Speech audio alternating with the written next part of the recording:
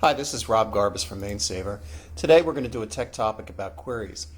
If you are looking at a module and you click the Retrieve button, this drop-down menu will give you the queries that have already been saved. If I wanted to create an easy query, I'm looking for pickup trucks, I'll just do define query. I'm going to do it based on asset short description, and I'm going to use this like operator. That means contains. And I'm just going to put in the word pickup. So pickup can appear anywhere in the asset short description, sorted by asset number, selection title, pickups. And this time I'm going to save the query, and I'm going to also call it pickups. Now, down here I have the choice of global versus personal. Global means everybody will be able to see that query. Personal means it's just under my login. So I create the query, the results come up, I can go up and do a list like a brief report, and it shows me my little selection title text there, and any list report is always on the results of the query. Now we have some controls in system administration that tell us whether or not a person can create global queries, because you could end up with too many global queries and that list is very long. So in system administration, under application security, you can see that for this user group, these people cannot create, edit, or delete predefined global queries. So you want to make sure, number one, every user is a member of a user group, and number two, that they have that restriction put on there, except for the administrators or people who you think should be able to do that. Also, on application switches, you have the defaults tab, and here is where we have the default predefined query type, and we set that to personal. That's how it knows to default it to personal. Now, if you need to go back and modify queries or delete queries, when you hit define query, there's a button that says query list. And here you can see the global queries. They're in black, and the green queries, these are the ones that are personal. So I can pick one and delete it, and it takes it off the list. I can copy, I can modify by modifying the SQL code. But in this case, I'm just going to hit OK.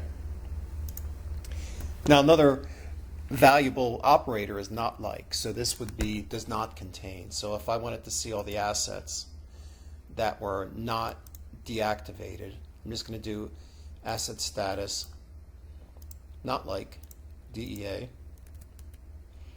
and sort by asset number. I'm not going to save this one, I'm just going to hit OK, and there I get all the assets that are not DEA. Now, when you create a query, it always saves it as the last query. So you could go back, hit define query and query list, and go ahead and save that one. Now, let's say I was doing a query in the work order module. So I'm going to go into work orders, do a retrieve, and if I want to see all the work orders since a certain date, I'll do define query, and I'm going to do it based on org date, origination date, and I'm going to do greater than or equal to January 1st, 2015. You don't have to do a four-digit year. You can do 2. Hit OK. And I get several records, 2080. If I wanted to do between two dates, I could do 2 lines in the query, or I can use between. So in this case, I'm going to do origination date between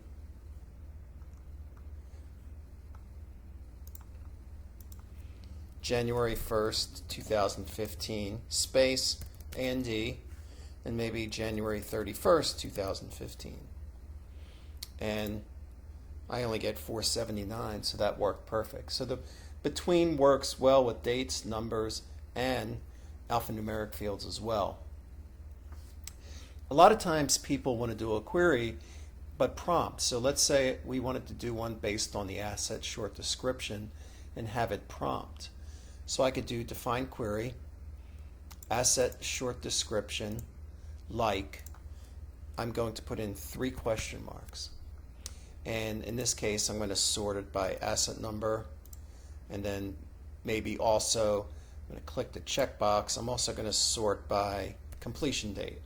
So you notice if I keep hitting the first letter, which is C, it goes through all the C fields. So, whoops, that should be asset number. So I'm going to sort by asset number, then completion date, save this one, call it search by asset short description. Oh, that's about all the characters I have. And this one I'm going to make global because I have permission to make it global. So if I put in something like pump, I will see every work order ever created on a pump, sorted by the pump, and after the pump it's sorted by the completion date. Remember, with the little black line down here, you can split the screen and I can look at my completion date. There it is right there. And I could have done it descending. So those are some basics on the queries, and look for the next tech topic. Thank you for watching.